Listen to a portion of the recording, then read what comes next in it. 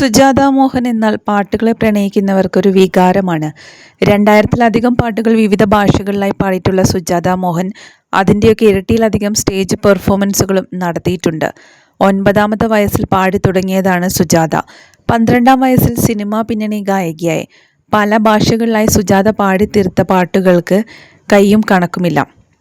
അതിൻ്റെ എല്ലാം ഇരട്ടിയിലധികം സ്റ്റേജ് പെർഫോമൻസുകളും സുജാത മോഹൻ നടത്തിയിട്ടുണ്ട്. എന്നാൽ കഴിഞ്ഞ 4-5 വർഷത്തോളമായി താൻ സ്റ്റേജിൽ ലൈവ് പെർഫോമൻസുകൾ നടത്തിയിട്ടില്ലെന്ന് വെളിപ്പെടുത്തിയിരിക്കുകയാണ് ഇപ്പോൾ ഗായിക സുജാത മോഹൻ. മാർച്ച് 31-നായിരുന്നു സുജാത മോഹൻ്റെ 63-ാം ജന്മദിനം.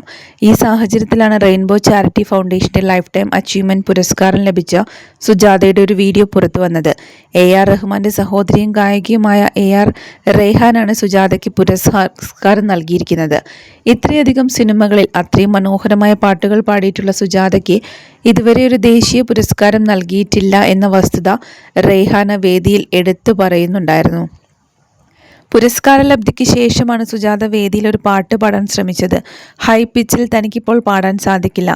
വോയിസ് പ്രശ്നമുള്ളതായി സുജാത പറഞ്ഞു. അത് പറയുമ്പോൾ ഗായികയുടെ ശബ്ദമിടറുന്നുണ്ടായിരുന്നു. കഴിഞ്ഞ 4-5 വർഷത്തോളമായി ഞാൻ ഒരു വേദിയിലും തന്നെ പാടിയിട്ടില്ല. ലൈവ് ഷോകളൊന്നും തന്നെ ചെയ്തിട്ടില്ല. എനിക്കതിന് സാധിക്കില്ല. എൻ്റെ ശബ്ദത്തിൽ ചെറിയൊരു പ്രശ്നമുണ്ട്. പക്ഷേ ഈ വേദിയിൽ എനിക്കത് പറയണം. ഒരിക്കലും ഞാൻ തോറ്റുകൊടുക്കില്ല. ഇത്ര കാലമായി ചെയ്തു വരുന്ന പ്രാക്ടീസ് ഞാൻ ചെയ്യുന്നുണ്ട്. കഴിഞ്ഞ 2 വർഷത്തോളമായി 2-3 മണിക്കൂറോളം പ്രാക്ടീസ് ചെയ്യും. പക്ഷേ ഇന്ന് കിട്ടിയ ഈ ഇൻസ്പിറേഷനിൽ തീർച്ചയായും ഞാനത് കൂടുതൽ സമയം ചെയ്യുമെന്നും തിരിച്ചു വേദിയിൽ വീണ്ടും താൻ പാടുമെന്നും എൻ്റെ ശബ്ദം വീണ്ടും ഞാൻ തിരിച്ചെടുക്കുമെന്നുമുള്ള ഉറപ്പാണ് താരം നൽകുന്നത്. ഇങ്ങനെയാണ് സുജാതയുടെ വാക്കുകൾ. പക്ഷേ സുജാതയ്ക്ക് നേരത്തെയും ഈ പ്രശ്നം ഉണ്ടായിരുന്നതായി റെയ്ഹാന പറയുന്നു. പുതുവെള്ളൈ മഴ എന്ന പാട്ട് പാടുന്ന സമയത്തായിരുന്നു അത്. അന്ന് ഞങ്ങളുടെ അമ്മ സുജാതയെ ഹോമിയോപ്പതി ഡോക്ടറുടെ അടുത്ത് കൂട്ടിക്കൊണ്ടു പോവുകയും ഒരുപാട് പ്രാർത്ഥിക്കുകയും ഒക്കെ ചെയ്തിരുന്നു. പിന്നീട് അത് ശരിയായി. ഇപ്പോഴും നമ്മൾ പ്രാർത്ഥിച്ചു കഴിഞ്ഞാൽ സുജാതയുടെ ആ പ്രശ്നം മാറിക്കിട്ടും. നമുക്ക് കുറേയധികം പാട്ടുകളും ഇപ്പോൾ ഏറെക്കുറെ ശരിയായി.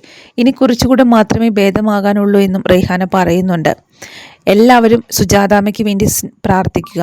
സുജാതാമ്മയെ സ്നേഹിക്കുന്ന എല്ലാവരും സുജാതാമ്മയുടെ പാട്ട് തിരിച്ചു കിട്ടാനായി പ്രാർത്ഥിക്കുക. ശബ്ദത്തിൻ്റെ പ്രശ്നങ്ങളെല്ലാം മാറുന്നതിന് വേണ്ടിയിട്ട് എല്ലാവരുടെയും പ്രാർത്ഥനയും പിന്തുണയും ഉണ്ടെങ്കിൽ ഉറപ്പായും സുജാതാമ്മയ്ക്ക് ആ ശബ്ദം വീണ്ടെടുക്കാൻ പറ്റുമെന്നാണ് റെയ്ഹാന പറയുന്നത്. സുജാത മോഹൻ തമിഴ്, തെലുങ്ക്, മലയാളം, ഹിന്ദി തുടങ്ങിയ ഭാഷകളിൽ നിരവധി ഗാനങ്ങളാണ് പാടിയിരിക്കുന്നത്. 20,000-ലധികം ഗാനങ്ങൾ പാടിയിട്ടുണ്ട്. 2023-ൽ പുറത്തിറങ്ങിയ പാപ്പച്ചൻ ഒളിവിലാണ് എന്ന ചിത്രത്തിലാണ് സുജാതാമ്മ മലയാളത്തിൽ അവസാനമായി പാടിയിരിക്കുന്നത്.